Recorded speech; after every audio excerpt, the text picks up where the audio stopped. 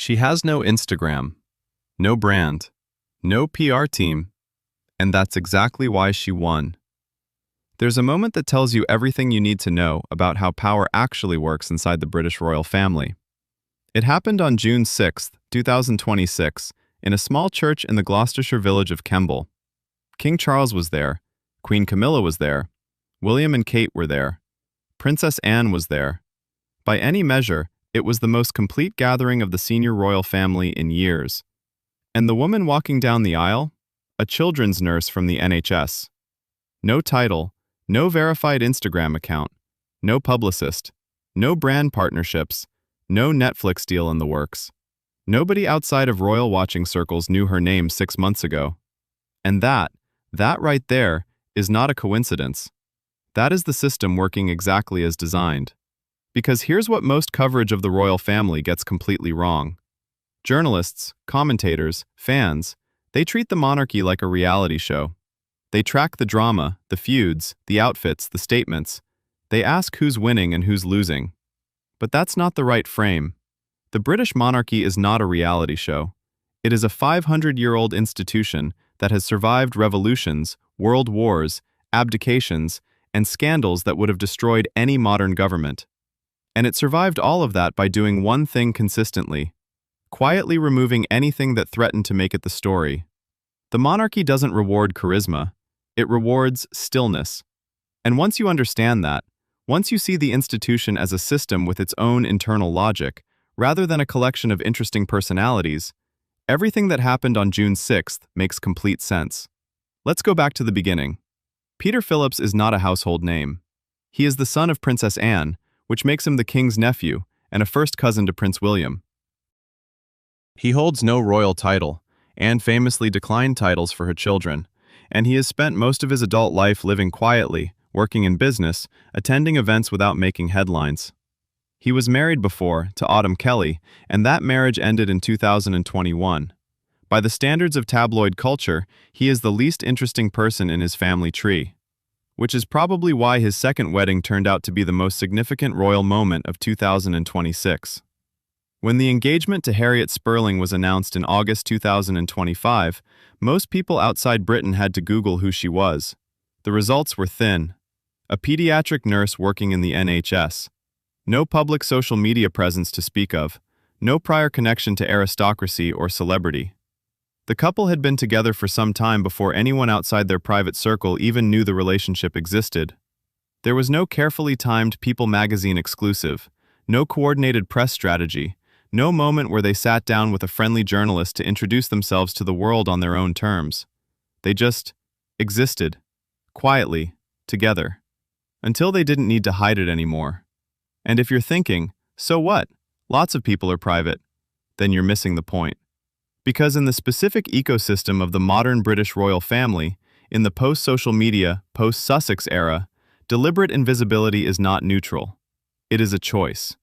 And it is a choice the institution reads very clearly. Here's how the system actually works.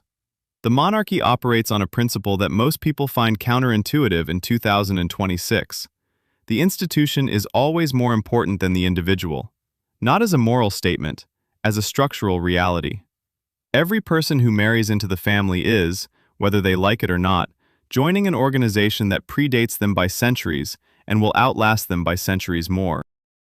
The question the institution is always asking, implicitly, through the behavior of its members, through access and proximity and the simple act of showing up, is this: does this person understand that?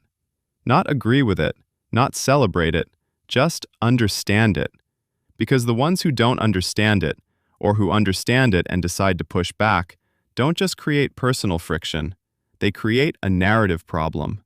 And narrative problems, for an institution that runs entirely on symbolic legitimacy, are existential. Think about what that means in practice.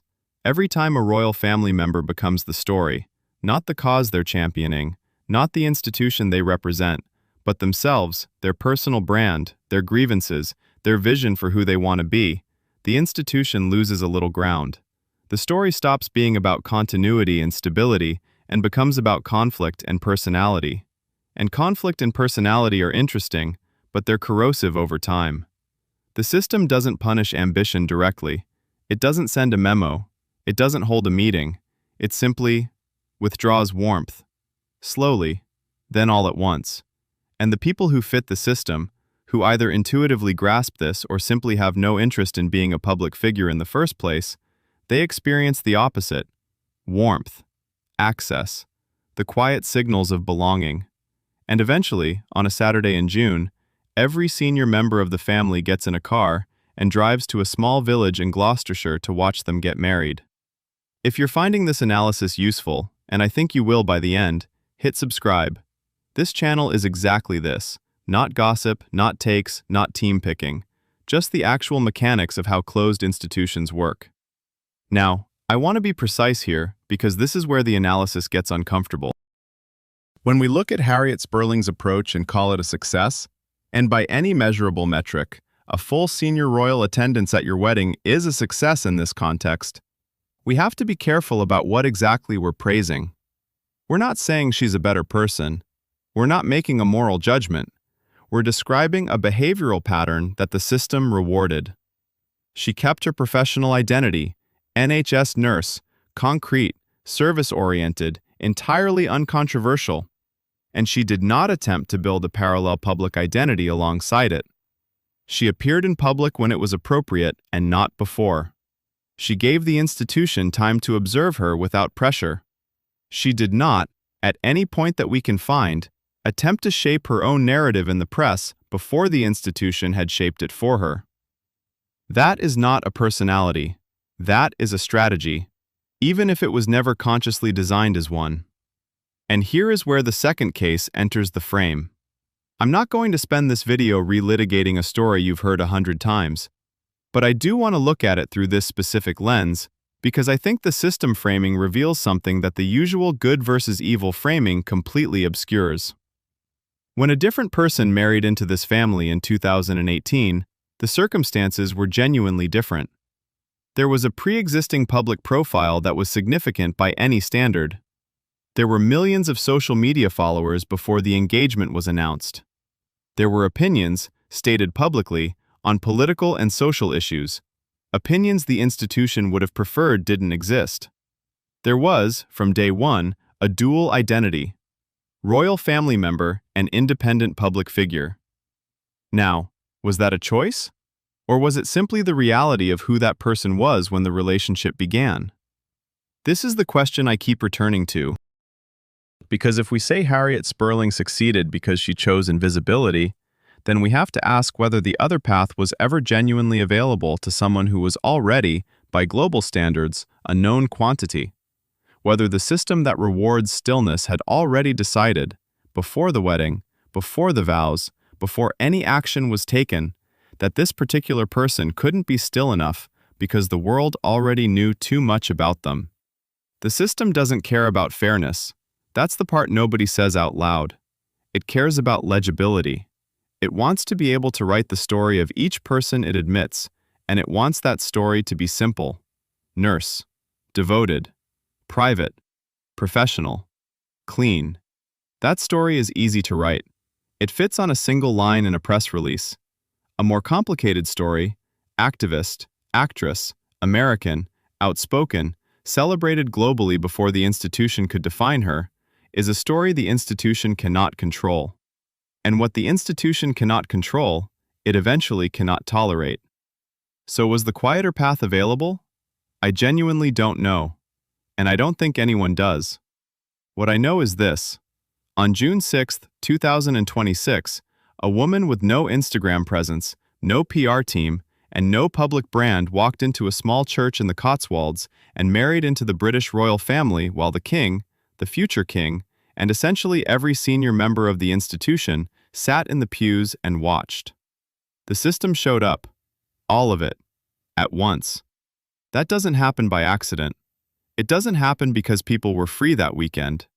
It happens because somewhere in the accumulated judgment of an institution that has been making these assessments for 500 years, a signal was sent. She's fine. She understands. She's not going to be a problem. And the rest of the family, whether consciously or not, responded to that signal. Here's the question I want to leave you with. And I genuinely like to hear your answer in the comments, because I don't think there's a clean one. Is what we're describing, this system that rewards invisibility, that selects for people who don't threaten the narrative, is that a feature or a bug? Is it how an ancient institution protects itself and therefore serves its function? Or is it a mechanism that systematically filters out anyone who brings complexity, difference, or a life already lived in public, which, in 2026, is increasingly just most people?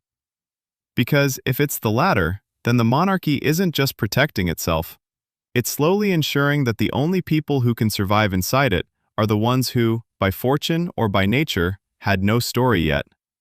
And that might keep the institution stable, but it also might be quietly making it irrelevant. Think about that. And if this kind of analysis is what you're looking for, no sides, no team picking, just the actual structure of how power and institutions work, then you know what to do. Subscribe. It's free, and the next video is going to go even deeper.